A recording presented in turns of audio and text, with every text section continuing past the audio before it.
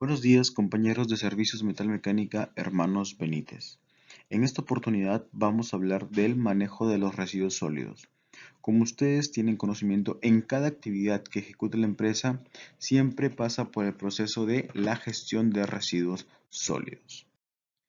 Y la pregunta es, ¿qué es un residuo sólido? Un residuo sólido es cualquier objeto, material, sustancia o elemento resultante del consumo o el uso de un bien o servicio, del cual su poseedor se desprenda o tenga la intención u obligación de desprenderse, ¿no? Por ejemplo, algo con respecto a nuestra actividad, cuando hacemos el mantenimiento de ductos, ¿no? A veces quedan retazos de tubería metálica, ¿no? Ese desprendimiento o ese elemento que es resultante de una operación, ese es el residuo sólido, ¿ok? Ahora, ¿qué es un residuo no reaprovechable? Es todo material o sustancia sólida o semisólida de origen orgánico e inorgánico.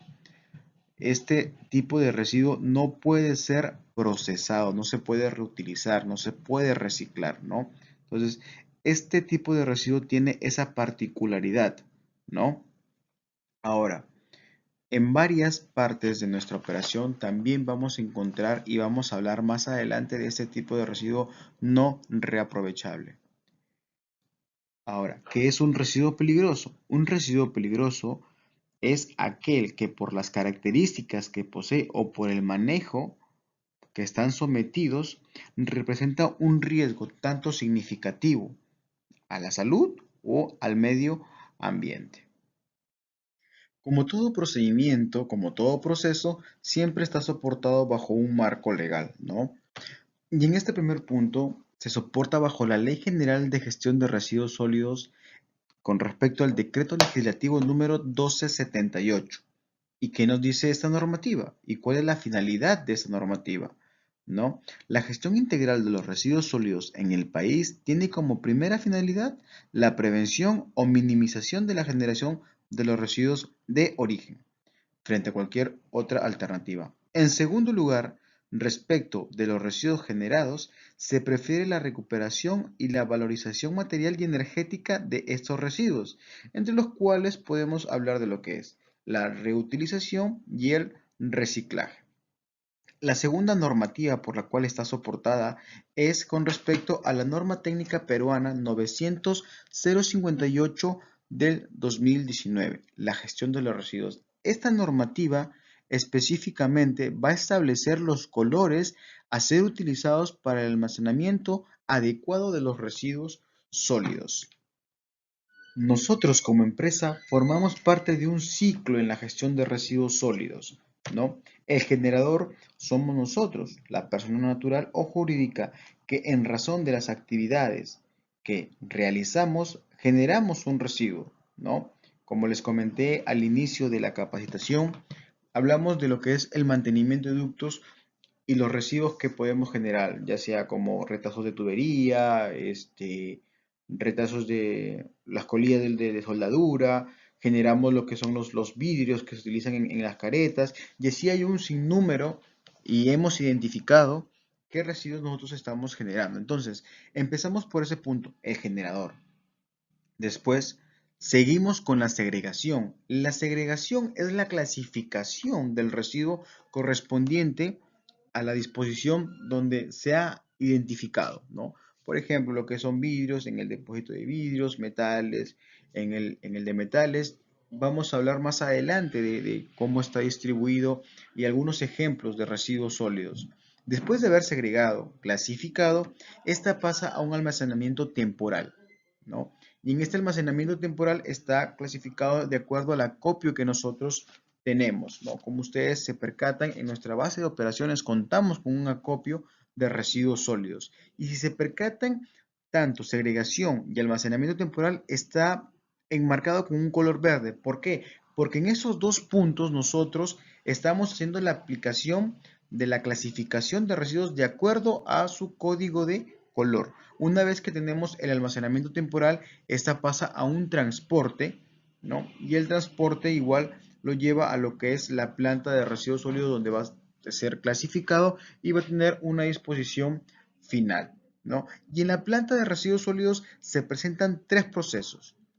El primero es el reciclaje del residuo, el segundo es la recuperación del residuo y el tercero es la reutilización del residuo sólido. Este es el ciclo de la gestión de residuos sólidos. Hablamos de la norma técnica peruana 900-058 del 2019, que me habla del código de colores para el almacenamiento de los residuos sólidos. Por ejemplo, empezamos con los metales. Los metales están identificados con el color amarillo. Los vidrios están identificados con el color gris. Papel y cartón está identificado con el color azul. Plásticos con el color blanco. Orgánicos con el color marrón. Los residuos peligrosos con el color rojo. Y los residuos generales. A ver, los residuos generales o no reaprovechables, como se conversó al inicio de la capacitación, son aquellos que no tienen y no cumplen ningún proceso tanto ni de reciclaje, ni de reutilización, ni de reaprovechamiento.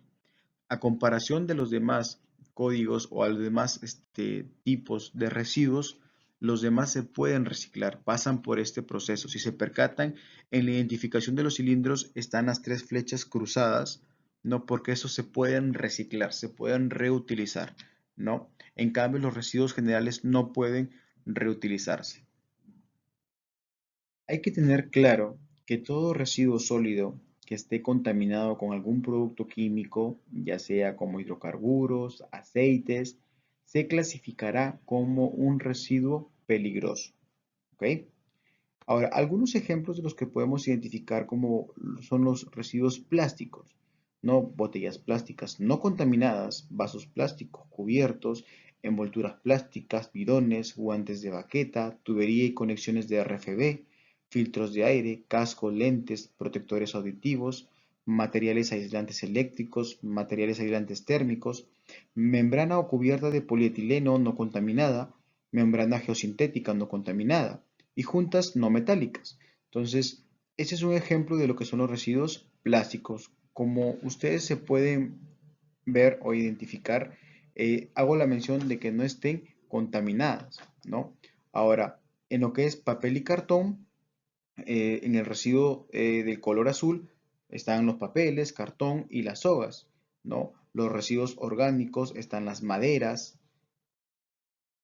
Como podemos seguir observando los ejemplos en los residuos orgánicos, los retazos de madera, ¿no? Malezas, ¿no? Esos son los residuos identificados como orgánicos. Los vidrios netamente son aquellos residuos, ya sean botellas o algún elemento que esté compuesta por este material, ¿no? Ahora, los residuos metálicos, los metales, tenemos las partes, algunos componentes de algunos equipos A y B, alambres de fierro de construcción, base o piso de maniobras de algunas partes, bobinas de cobre, bombas, partes, brocas usadas, cables, cadenas, ¿no? Y así las juntas metálicas, ¿no? Electrodos para soldaduras son considerados como residuos metálicos, que es netamente de nuestra actividad. También nosotros podemos identificar algunas tapas de tanques, tapas metálicas, tuberías de acero, tubería de perforación, tubería galvanizada, tubing de producción, válvulas. Esos netamente son residuos metálicos. Ahora, con respecto a los residuos peligrosos, sí hay que tener bastante en cuenta justamente lo que les comentaba, aquellos que están siempre a veces contaminados. Por ejemplo, están los aerosoles, los amortiguadores impregnados con hidrocarburos, baterías, cauchos impregnados con hidrocarburos, correas y fajas impregnadas con hidrocarburos, cilindros de grasas y aceites, cilindros metálicos impregnados con hidrocarburos.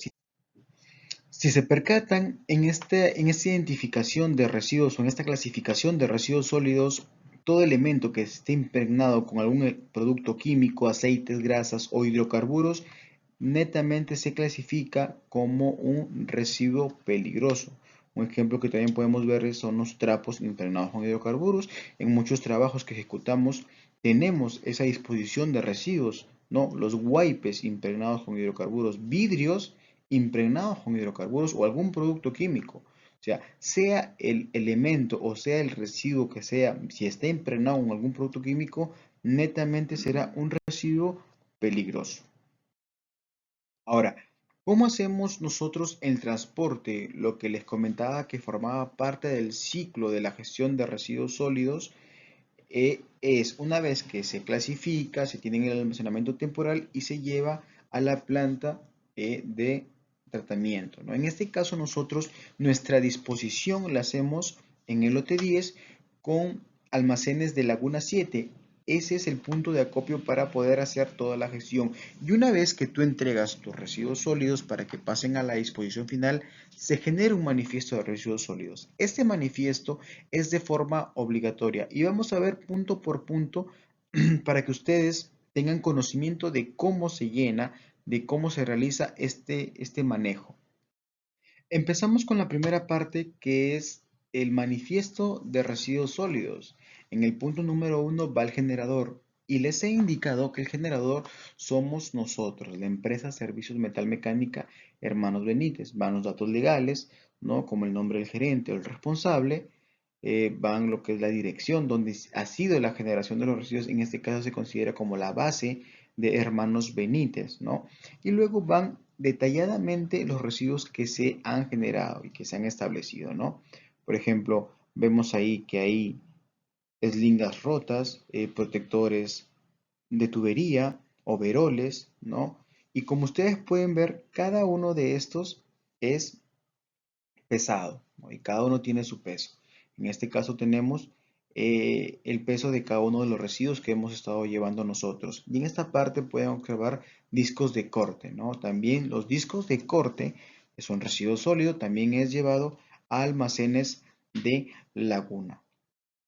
Continuamos con la segunda descripción, que es el transportista. Nuevamente nosotros somos los que transportamos los residuos sólidos.